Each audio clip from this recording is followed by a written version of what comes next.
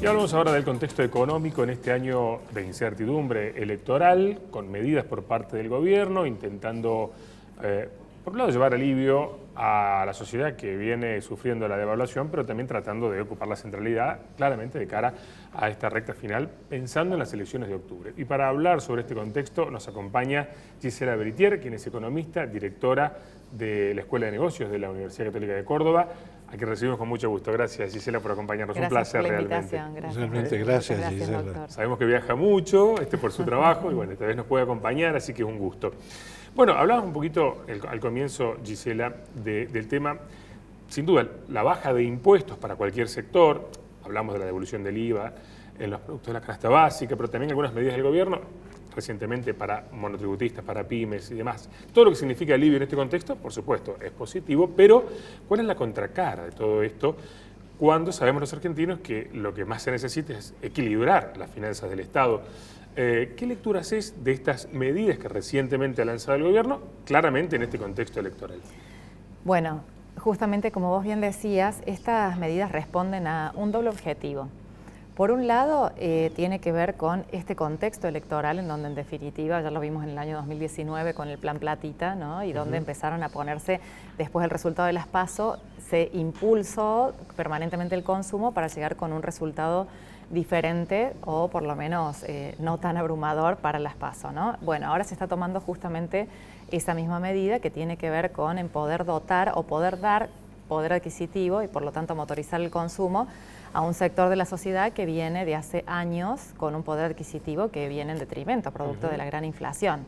Esta sería una primera cuestión que tiene que ver con la medida electoral, pero hay una segunda cuestión y que tiene que ver justamente con la devaluación del día después de las PASO que causó justamente un desbarajuste en los precios, que lo vimos reflejado el jueves pasado con un 12% de inflación, donde ni hablar en los bienes de primera necesidad, que fue donde más afectó allí, y donde el efecto pass-through, traslado a precios, fue muy fuerte, pero fundamentalmente producto de la inercia inflacionaria que ya se traía, ¿no? Entonces, venimos de un contexto en donde este país tiene grandes problemas con el dólar, donde este gobierno interpretó que la inflación en definitiva es el mal menor y por lo tanto ahora con todo esto lo que busca es que se acompañe, ¿no? O sea, es decir, que un poder adquisitivo que acompañe a un aumento de precios y que en definitiva esto va a hacer que aumenten más los precios también, digamos, ¿no? Dólar, inflación, esto se come la competitividad y bueno, y permanentemente es el huevo o la gallina, ¿no?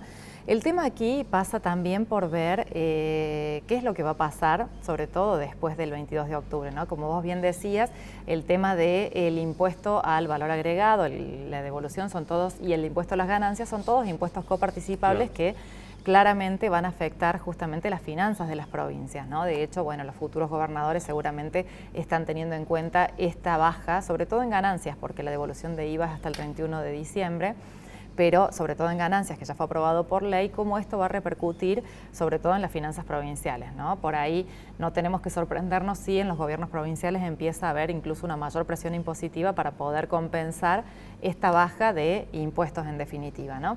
Y luego también tenemos que ver qué va a pasar, ¿no? Dependiendo, bueno, de quién salga presidente en este escenario de tercios, algunos con mayor voto, otros con menor voto, pero en definitiva, ¿qué va a pasar?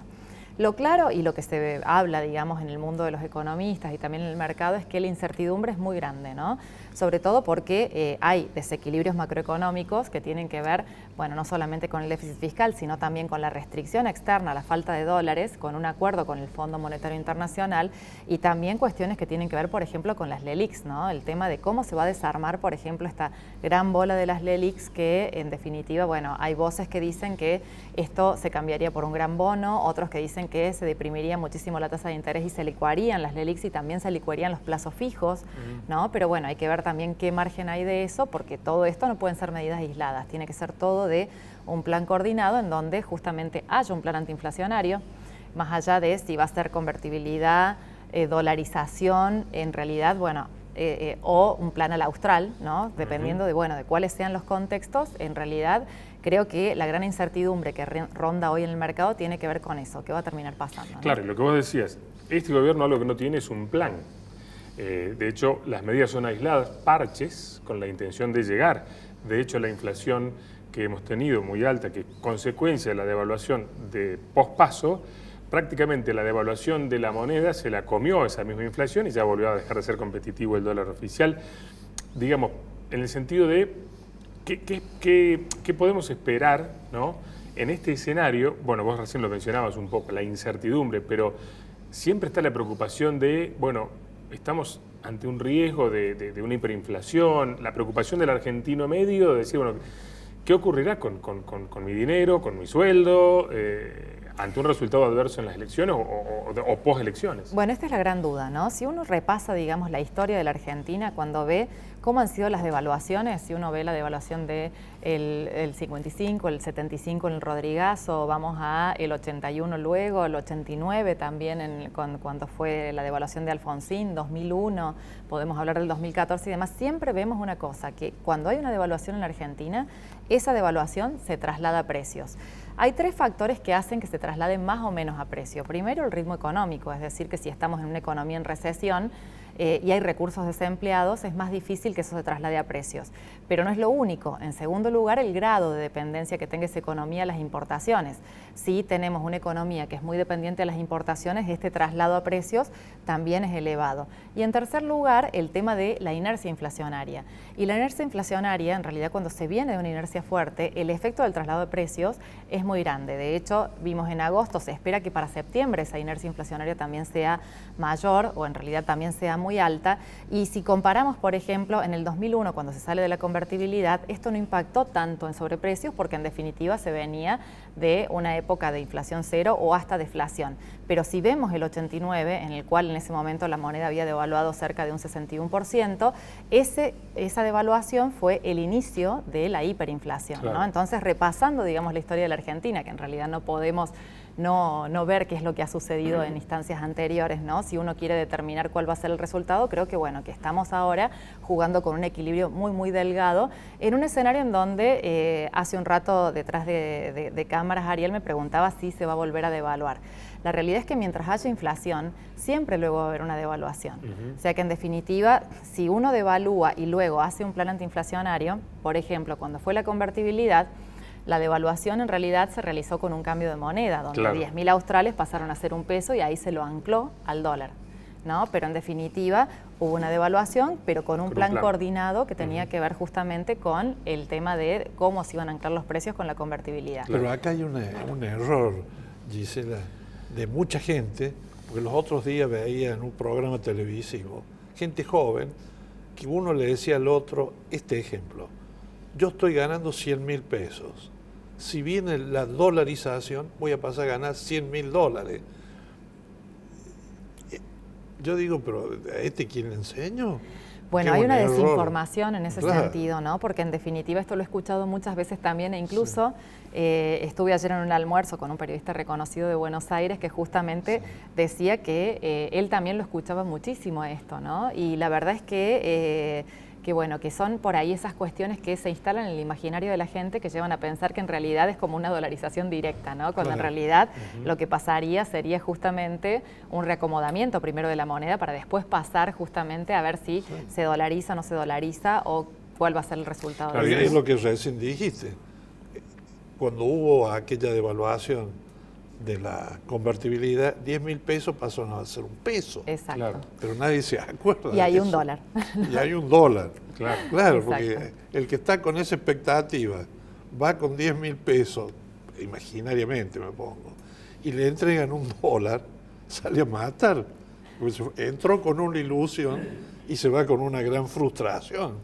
De todas formas, está muy presente y muy instalado el tema de la dolarización o el bimonetarismo, digamos, porque la economía está en el centro del debate, porque es la principal preocupación y porque claro está que ya no damos para más así. En ese sentido, ¿qué opinión tenés de estas alternativas que hoy se plantean, digamos? La realidad es que hoy lo que prima principalmente es corregir los desequilibrios macroeconómicos y luego de ahí ver qué seguridad o qué certeza se da, porque la realidad es que hoy, si todos coincidimos que tiene que liberarse el mercado y unificarse el tipo de cambio, ¿no? Eso es lo que debe de realizarse y lo racional. Ahora, si uno hoy, por ejemplo, libera el mercado, primero que viene una gran devaluación y segundo que se van todos los dólares, porque claro, la verdad que con el grado de incertidumbre que hay y también con, digamos, si uno mantiene el status quo y hace una liberalización hoy como está, es muy difícil, ¿no? Esto lo sabemos todos los economistas, ¿no? De todos lados, que en definitiva es un equilibrio muy delgado y en realidad es como ir caminando por la cornisa, claro, ¿no? Entonces, en definitiva, toda esta liberalización tiene que verse en el marco de, bueno, cómo se van trabajando todos esos desequilibrios macroeconómicos y además se va dando certezas y además también cambiando todo lo que tiene que ver las expectativas, ¿no? Porque en definitiva hoy pasa esto, ¿no? De decir, bueno, si uno da acceso libre o en realidad dice, bueno, dolaricemos la economía, yo puedo dolarizar la economía, pero si no doy certezas de que la economía va a andar bien, vamos a seguir en la misma situación. Claro. Los dólares se van a seguir yendo, ¿no? Entonces hoy el tema es cómo hacemos para dejar de ser un país donde los dólares se van para que sea un país que los dólares vengan, ¿no? Claro, sí.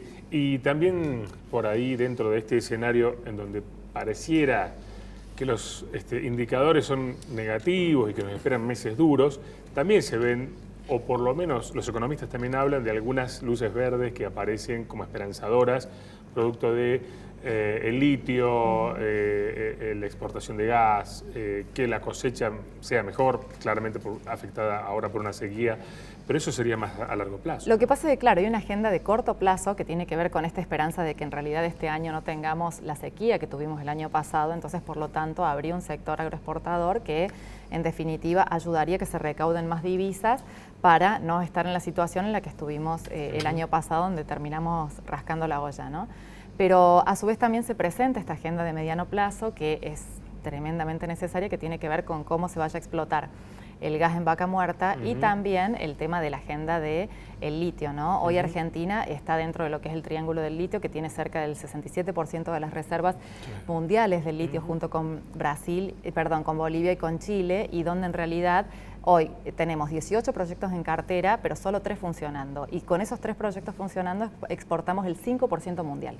Entonces, en definitiva, hay una agenda ahí interesante que, bueno, que después habrá que ver todo el tema que tiene que ver con el ambientalismo y todo lo demás, pero se presentan como las grandes fuentes generadoras de ingresos junto con el gas, que es imperante hacer justamente una red que tenga que ver con la distribución del gas, en donde hace un mes prácticamente se pudo inaugurar una red que en realidad lo que hace es disminuir importaciones, donde está dotando de 11 millones de metros cúbicos al mercado para poder disminuir importaciones, pero que en realidad si hoy en donde ha crecido exponencialmente el fracking de las fracciones justamente de gas y donde en definitiva todo eso, si lo pudiéramos exportar, realmente sería una fuente muy importante de generación de divisas, se encuentra con el límite de que no tenemos una red fuerte para poder distribuirlo. Si hoy tuviéramos esa red, que en definitiva fue motivo de muchas peleas entre un sector del oficialismo con otro y terminó incluso en renuncias y demás, pero si hoy se pudiera destrabar esa situación, podemos estar pensando a mediano plazo en tener 2 grandes fuentes generadoras de ingreso que nos ayudarían muchísimo en este contexto. En 30 segundos, por tu función y tu vínculo con empresas de Córdoba, con distintas entidades, ¿qué expectativas, qué perspectivas, qué piensa el empresariado cordobés, los generadores de producción, de riqueza, del escenario que se viene? Bueno, el refrán diría que la esperanza es lo último que se pierde, ¿no? Yo creo que lo que se ve es mucha resiliencia, ¿no? Ante todo lo que es la incertidumbre, ¿no? Yo incluso me reía mucho porque hablaba con empresarios y que en definitiva están ampliando nuevas plantas y están inaugurando, ¿no? Y que me decían, bueno, apostar en este país realmente es difícil, dice, pero bueno, digamos, estudiando y tomando ribotril, vamos a poder. Y que la suerte acompañe. Bueno, gracias Gisela, como siempre, un verdadero placer. No, que anden muy bien. Muchas gracias a ustedes.